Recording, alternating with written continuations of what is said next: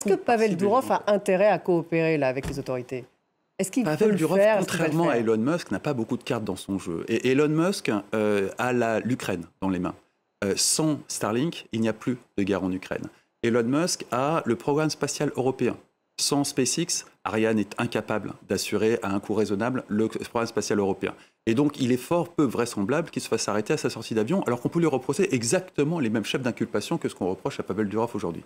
Pavel Durov peut essayer, et c'est peut-être ce qui se profile avec l'implication des Émirats arabes unis, de faire sortir les conversations privées de toute la Macronie depuis 2014-2015, et toute l'organisation de la Macronie s'est faite sur Telegram dans des groupes qui, par définition, ne sont pas chiffrés, parce que tout n'est pas chiffré sur Telegram.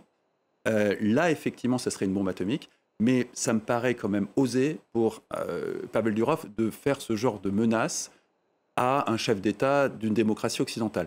Par là, contre, il se transformerait en Snowden ou en côté Julian Assange. Les Émirats pourraient tout à fait faire ça. Les Émirats ont typiquement piraté des documents auprès du ministère des Finances qatari qui montraient l'implication de Nicolas Sarkozy dans le paiement de Nicolas Sarkozy sur la guerre en Libye ou le paiement de Michel Platini et de Nicolas Sarkozy sur l'obtention de la Coupe du Monde, et l'ont communiqué à Blast, confrère de Blast.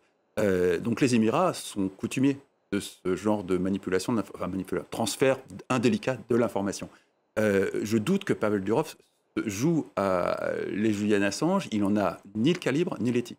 Donc, par contre, les Émirats, le fait qu'ils s'impliquent, là, tout d'un coup, tout devient possible. Ça va être un feuilleton qui va se dérouler dans les jours qui viennent et qui risque d'être absolument passionnant.